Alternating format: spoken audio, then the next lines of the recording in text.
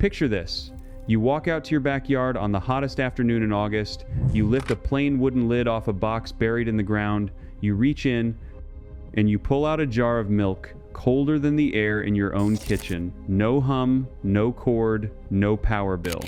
That box cost about $40 to put together, and a version of it has been keeping Amish food cold for almost 300 years. Here is what I am telling you today. You do not need electricity to keep food cold. You never did. The refrigerator humming in your kitchen right now is one of the most expensive machines you will ever own, and there is an older, quieter system that does the very same job for pennies. The Amish never gave it up because they were never tangled up in the grid to begin with. The first time I walked into an Amish home outside Millersburg, Ohio, I spent a good 20 minutes looking for the thermostat. There wasn't one. There was no compressor kicking on. But there was butter and milk and cold cuts of meat, fresh in the middle of July. And by the end of this, I am going to hand you a technique buried inside old United States Department of Agriculture records. So simple you can build it this weekend, in a yard you already own, with no contractor and no special skill. So let me back up and tell you how a grown man who paid electric bills for 40 straight years ended up kneeling in the dirt behind an Amish farmhouse, feeling genuinely foolish. Because I was a skeptic, for most of my life I believed the story we were all handed. That before the electric refrigerator, people lived short, miserable lives, throwing out spoiled food and getting sick from sour milk. That cold food was a gift handed to us by the power companies, and we should be grateful for the monthly bill. That is what I believed. And it turns out almost none of it is true. Here is the fact that first knocked the wind out of me. For most of human history, on nearly every continent, people kept food cold, safe, and edible for months at a stretch. They kept dairy sweet. They kept meat through the winter. They stored a full autumn harvest and ate from it until spring. They did not have compressors or coolant or a single wire in the wall. What they had was a deep, practical understanding of two free forces of nature and the willingness to do a little work with a shovel.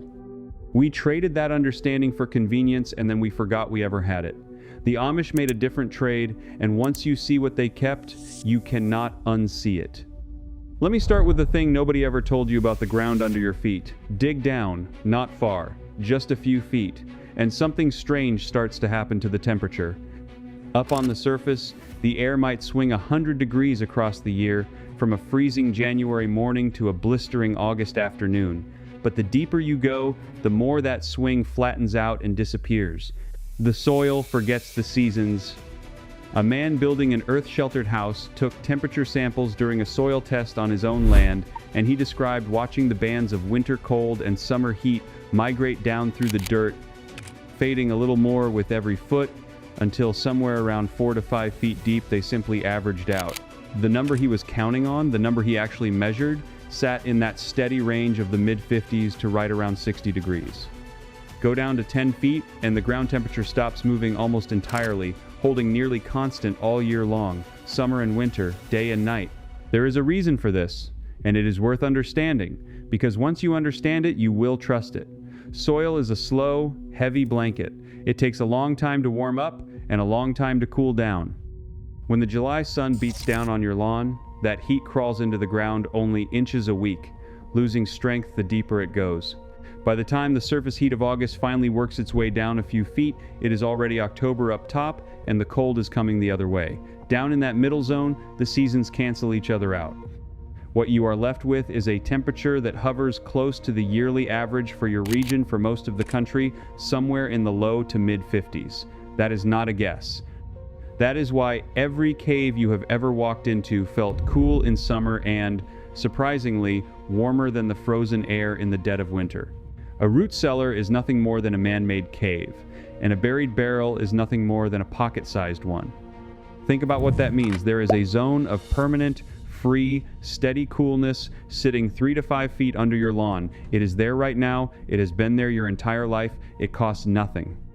It never breaks down, it never raises its rates, and every single ancestor you had before about 1930 knew how to use it, while you and I forgot. The Amish did not forget, and this is where my skepticism started to crack. Because I always assumed the Amish just suffered without refrigeration, I pictured warm milk and stale bread. I was wrong, and I was wrong in a way that embarrassed me. The Amish do not go without cold food. They keep it colder and longer and cheaper than I ever did with a stainless steel refrigerator that cost me $2,000 and 40 years of electric bills to feed. They did it with the ground. And that $40 buried box I mentioned at the very start is the simplest version of the whole idea. Here is how the basic one works, the one I watched a young Amish father build in an afternoon. You take a food-grade barrel or a heavy metal or plastic container with a tight lid. You dig a hole in a shaded, well-drained spot in the yard.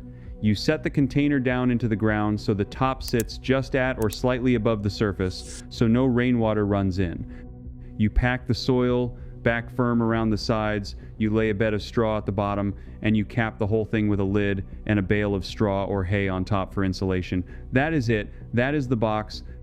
Inside, the earth pulls that container down into its own steady temperature. Root vegetables, apples, cabbages, jars of milk, crocks of butter, eggs, hard cheese. They sit down in that cool, dark, stable pocket, and they simply stop racing towards spoilage. What rots in 3 days on your counter can hold for weeks, sometimes months, down in the dirt. I watched that young father set a crock of fresh butter down into his and close the lid, and weeks later he lifted out butter that was firm and sweet in the heat of summer, with nothing between it and spoilage but soil, straw, and the patience to dig a hole. I remember thinking about every stick of butter I had ever thrown out, and every dollar I had ever fed to the machine in my kitchen, and feeling like a man who had just been let in on a joke that had been running at my expense my entire life. And I want you to notice the cost. A barrel, a bale of straw, an afternoon of digging, $40, give or take, and most of that is the barrel. Compare that to the machine in your kitchen and the meter spinning on the side of your house. But a buried barrel is just the humble beginning, because the Amish and the old American farmers before them built something far more sophisticated out of this exact same principle. And that is where the story stops being a clever trick and starts being something that, frankly, made me angry once I understood it. Let me introduce you to the root cellar and the spring house, and then let me tell you who profited from the day you forgot they existed.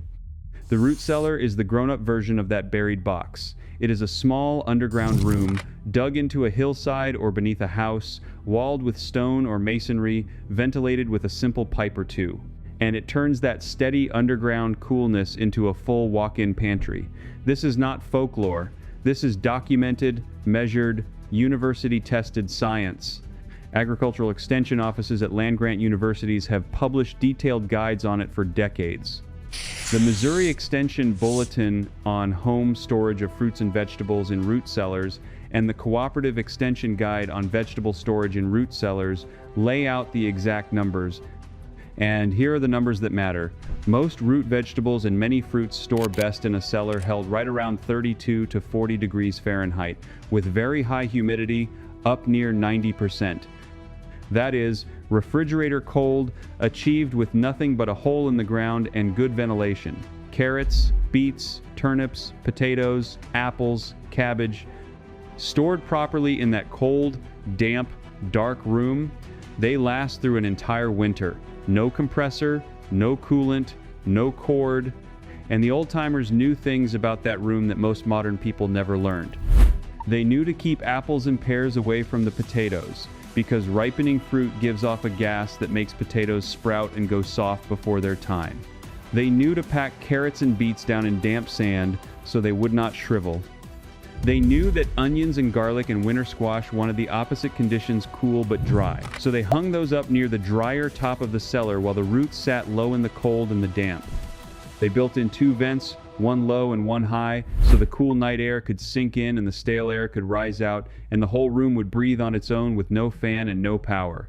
This was not luck. This was a body of tested, practical knowledge, refined over centuries, and printed plainly in the agricultural bulletins that our own government once mailed to farmers for free. Now, the Amish took this even further with the spring house. Picture a small stone building built directly over a natural spring or a cold running stream. The water comes up out of the ground already carrying that deep earth temperature, cold and constant. It flows through a stone trough inside the building.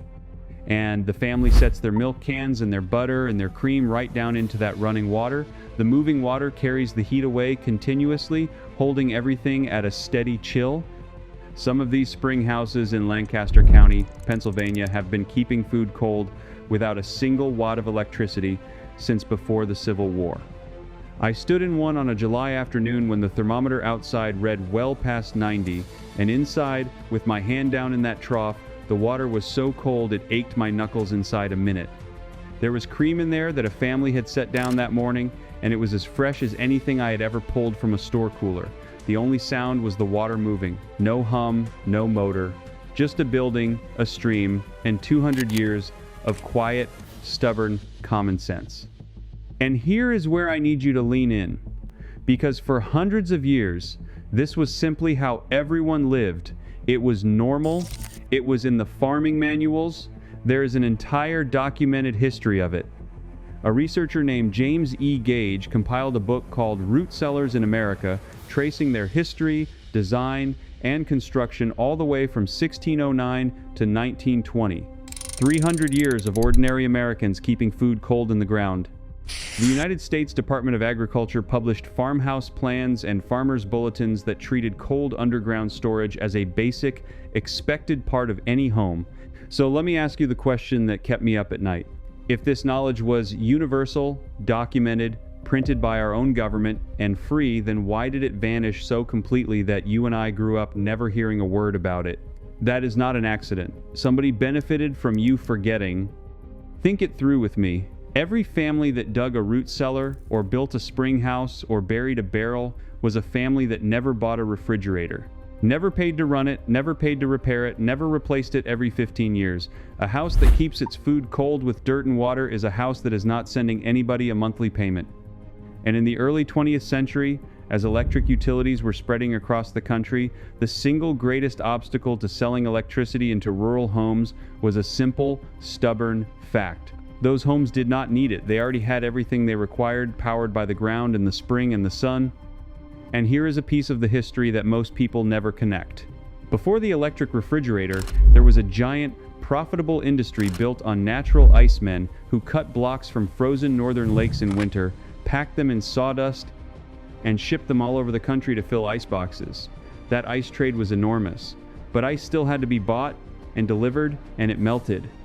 When the electric companies arrived, they did not just have to beat the icebox, they had to beat the free methods too, the cellar, the spring house, the buried barrel that cost a family nothing at all.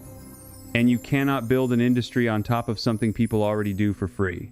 The free way had to be made to look poor and shameful, or nobody would ever plug in and start paying. So a story had to be told. The old ways were dirty, the old ways were dangerous, the old ways were backward, primitive, a thing to be ashamed of. The modern home had a shining electric box, and the modern family plugged in and paid up. Within 2 generations, the root cellar became a place to store junk, the spring house fell into ruin, and the buried barrel was forgotten entirely. Not because it stopped working, it never stopped working, but because a working man who needs nothing from you is very hard to sell to. And it went further than advertising, though this is the part that took me the longest to accept, because I did not want to believe it. As the wired world spread, the freeways were not just mocked, they were slowly written out of what a proper home was even allowed to be. The people who profited from the meter on your wall were the same sort of people who sat on the boards and the committees that decided how homes should be built, what counted as modern, what counted as acceptable. They funded the campaigns and the pamphlets and the model homes. They shaped the very idea of progress into a shape that always, somehow, ended with you writing a check every single month. The cellar and the spring house did not fail. They were legislated and advertised and shamed out of the ordinary imagination until a whole nation forgot it had ever fed itself cold food for free. The Amish sat all of this out. They watched the whole thing happen, and they simply declined to participate. And that is why, when I walked into that home near Millersburg, the knowledge was still alive and intact, humming along quietly, 300 years deep. They were not showing off. They were not making a point. To them, it was as ordinary as a doorknob. It was only me, the visitor from the wired world who stood there stunned, realizing how much I had paid, for how long, for something these families simply had. And that leads me to something I have to share with you right here, because this is exactly the point where I stopped taking notes on scraps of paper and started collecting all of it in one place. Everything I learned in those kitchens and cellars and workshops, the heating tricks, the cooling systems, the pantry methods, the pest control, the off-grid setups, room by room I pulled together into a single collection called the Complete Amish Home System. What you are getting in this video is one taste of a much larger buried archive, and right now there is a special limited time offer on the whole thing. It is linked down in the description, and you will see a QR code on your screen you can scan to take a look. Then come right back here, because the part I am about to show you is the one that changes everything for people who already own a home. Now, if you already own a house and you are thinking this only applies to people building from scratch, stay with me, because this next part is specifically for you. I know exactly what you are thinking. You are thinking, Eli, this is wonderful for a man with 40 acres and a natural spring, but I have a regular house on a regular lot built back in 1960-something, and I am not about to excavate a stone room under my foundation. I hear you. I thought the same thing. So did the older folks I sat with, and they laughed, because the truth is the simplest version needs almost nothing. You do not need a hillside, you do not need a spring, you do not need to pour concrete or hire a soul. You need a shady corner of your yard, a shovel, and a container.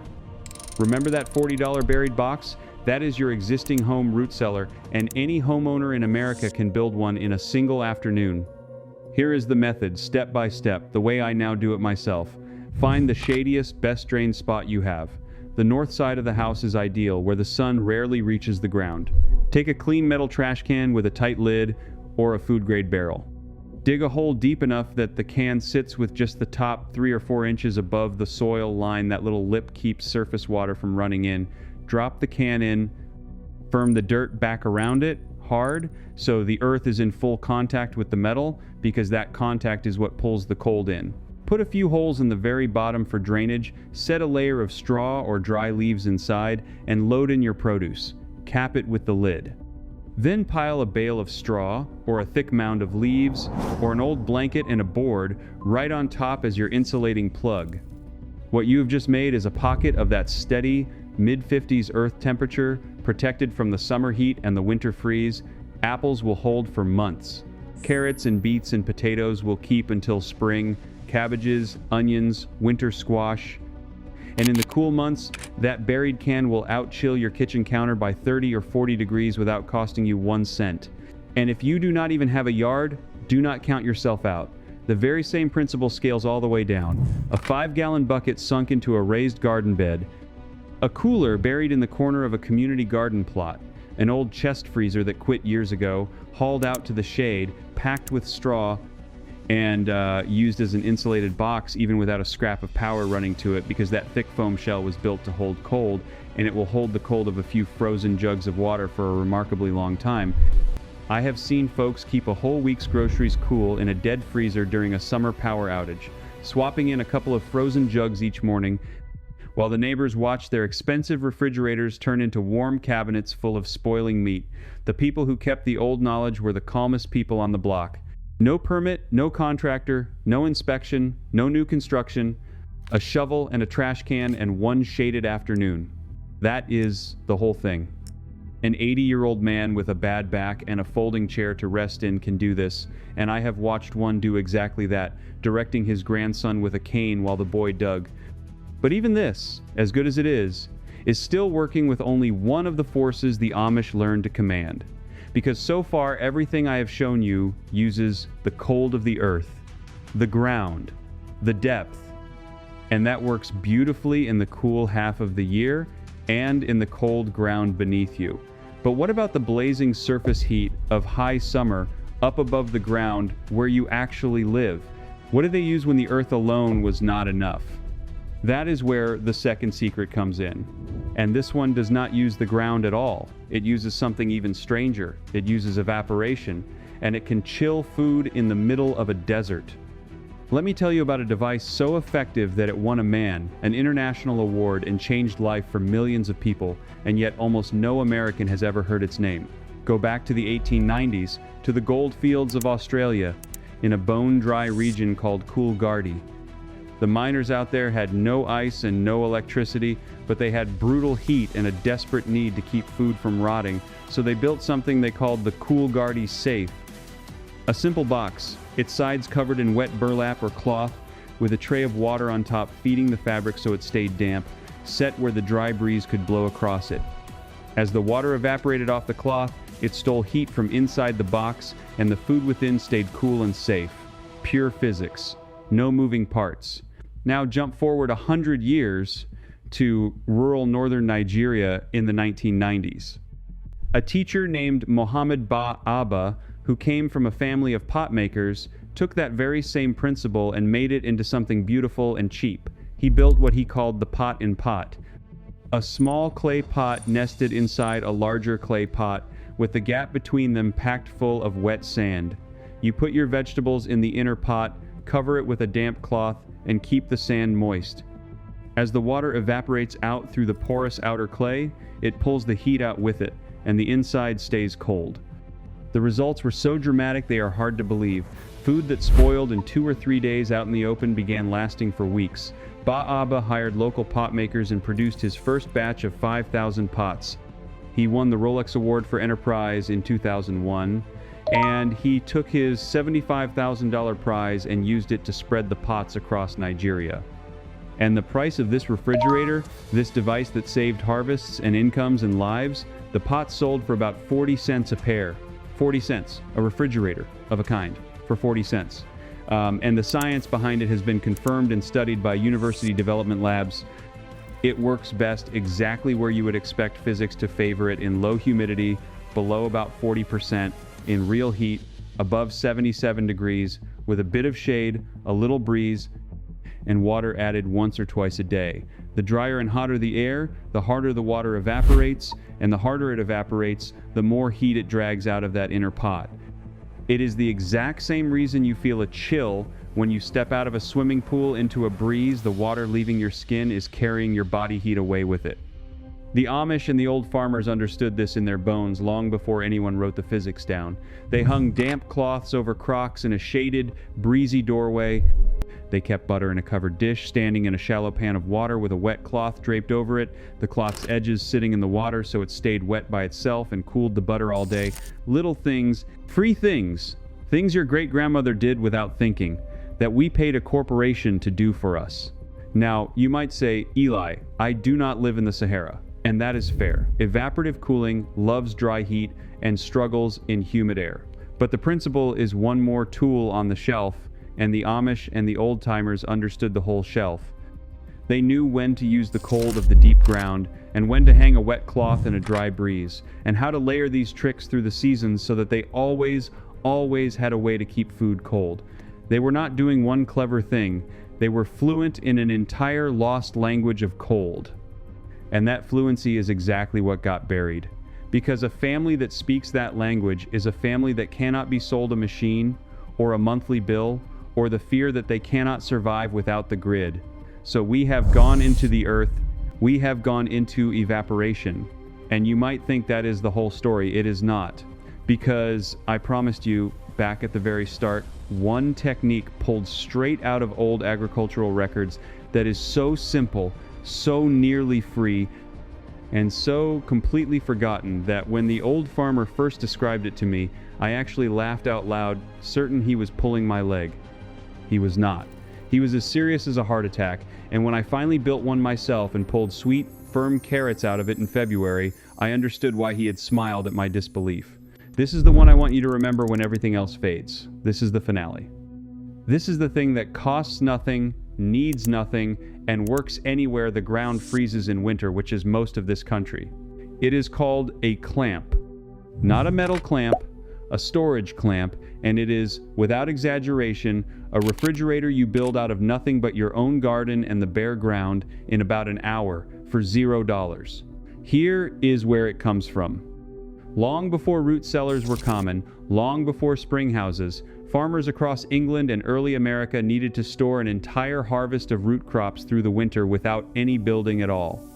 So they developed the clamp, and it shows up again and again in the old agricultural manuals and the traditional farming records as the ordinary expected way to keep potatoes and carrots and turnips and beets and cabbages through the cold months.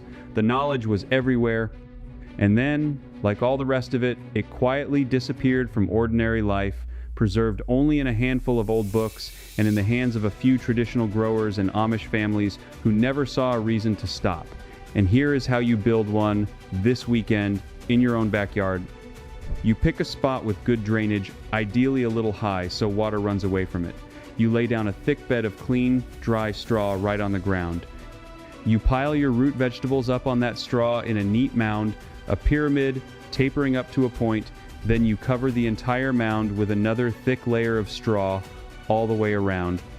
And finally, you shovel a layer of soil over the straw, packing it down into a smooth earthen shell, leaving one little tuft of straw poking out at the very top as a chimney for ventilation. You dig a shallow drainage ditch in a ring around the base to carry rainwater away, and that is the whole thing. Think about what you have just made. The layer of soil insulates against the freezing air and blocks the light. The straw traps a cushion of that steady, cool, ground-level air and wicks away excess moisture. The little straw chimney lets the pile breathe so it never sweats and rots, and the produce inside sits in a dark, cool, humid pocket, protected from frost above and drawing steadiness from the earth below. And you can tune it to what you grow: potatoes, carrots, beets, turnips, rutabagas, parsnips, and winter cabbages all clamp beautifully. The trick the old-timers taught was to keep the different crops in their own little clamps or in clearly separated sections, so that when you open one to pull a meal's worth of carrots, you are not disturbing the potatoes that want to stay sealed and dark. They would build the clamp in the fall, once the ground had started to cool, but before the hard freezes set in, so the pile went to bed already cold. They checked it now and then, tossing out any single vegetable that had gone soft before it could turn its neighbors. And in a hard winter, they simply piled on more straw and more soil, thickening the blanket until the frost could not reach through. Farmers stored their whole winter supply this way, opening one end, taking what they needed, and sealing it back up. No cellar, no building, no barrel, no machine. A pile of vegetables, a bale of straw, and a few shovels of dirt. That is the buried box in its oldest, purest, cheapest form. It is the thing the power companies could never compete with, because you cannot put a meter on a mound of straw and soil. It asks nothing of you. It sends no bill, it never fails in a blackout. And it has been keeping harvests alive for longer than the United States has existed. When that old man in Ohio finished explaining it to me, and I finally understood that he was completely serious, I felt two things at once. I felt wonder, because it was so simple and so perfect, and I felt something closer to grief, because I realized this had been taken from me, from all of us. Not lost by accident.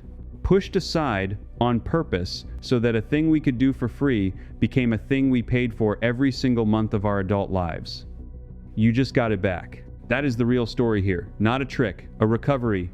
For 300 years, ordinary families kept their food cold with the ground, with running water, with a wet cloth in the breeze, and with a mound of straw and dirt in the garden. That knowledge was documented by our own Department of Agriculture, cataloged by researchers, printed in the farmhouse plans, and then quietly buried under 2 generations of advertising and monthly bills. One community refused to let it die, and now it is sitting in your hands, ready to use in a yard you already own, this very weekend, whether your house is brand new or was built long before 1980. If you are the kind of person who believes that real, working knowledge has been quietly pushed aside to protect somebody else's profit, then you already know what to do with what you just learned. You do not have to tear out your refrigerator. Keep it, use it, enjoy it, but you never again have to believe you are helpless without it. When the storm comes and the power goes out and the whole street panics, you will be the calm one in the yard, lifting a wooden lid, reaching into the cool dark, and pulling out food that is exactly as cold as it was yesterday. That is not a fantasy. That is a shovel, a barrel, and one forgotten afternoon of knowledge that just came home to you. Now, I want to hear from you. and I mean this directly, because I know this crowd reads quietly and rarely speaks up. Tell me in the comments right now which one you are going to build first: the buried trash can cellar on the north side of your house, or the straw and soil clamp in your garden. Just tell me which one, type it out. I read them and I answer. And if any part of this stirred something in you, understand what this channel really is. It is not about me. It is a gathering of people who are done being sold back the things our grandparents did for free, people quietly recovering a whole world of lost knowledge, one buried secret at a time. Subscribe and stand with us. Because next time, I am going to show you how those same Amish families heat an entire house through a Pennsylvania winter without a furnace, without a propane bill, and without a single wire running to the wall, and there is one detail about how they trap the heat that no modern builder will ever tell you.